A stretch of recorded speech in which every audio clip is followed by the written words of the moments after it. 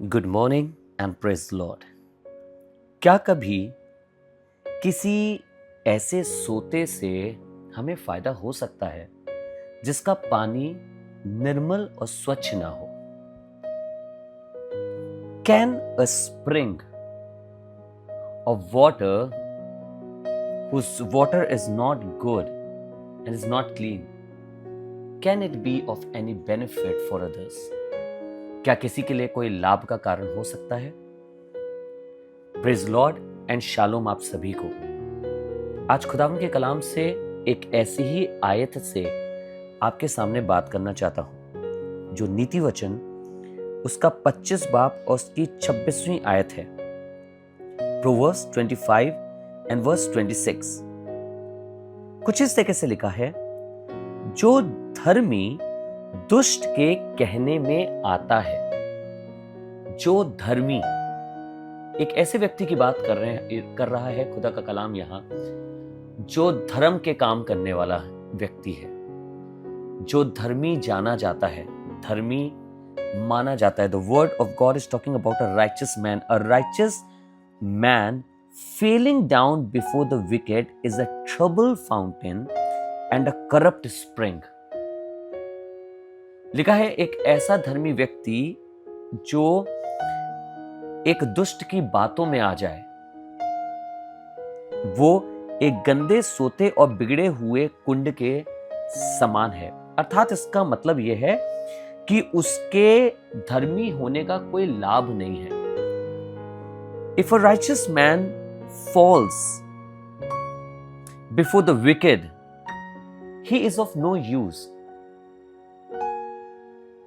उसके रहने का, उसके जीवन का कोई लाभ नहीं है, क्योंकि वो करप्ट हो चुका है। वो बिल्कुल उस सोते के समान है जिससे जल निकल तो रहा है पर वो जल उपयोगी नहीं है, उसे कोई पी नहीं सकता, उस जल से कोई तृप्त नहीं हो सकता। मुझे और आपको भी ये खुदा का कलाम बता रहा है, फर्क नहीं पड़ता हम धर्मी हैं या कैसा व्यक्तित्व रखते हैं, पर जरूरी यह है कि क्या हम दुष्टों की बातों में आ जाते हैं। क्योंकि जब दुष्ट हमें अपनी बातों में फंसा लेते हैं तो वो हमारे चरित्र को बिगाड़ देते हैं। इसका अर्थ यह है, हम उनके बातों में अंतर नहीं समझ पाए, हम उनकी दुष्टता नहीं समझ पाए, और हमारा ये सोता जो हमारे अंदर से बहता है ये खराब हो गया। खुदा के लोगों, आपको इनकरेज करना चाहूंगा। मैं और आप शायद बहुत बड़े विश्वासी लोग हैं, शायद बड़ी धार्मिकता पे चलने वाले लोग हैं, शायद रेगुलर बाइबल पढ़ने वाले और दुआ करने वाले लोग हैं, प्रार्थना का जीवन हमारा है।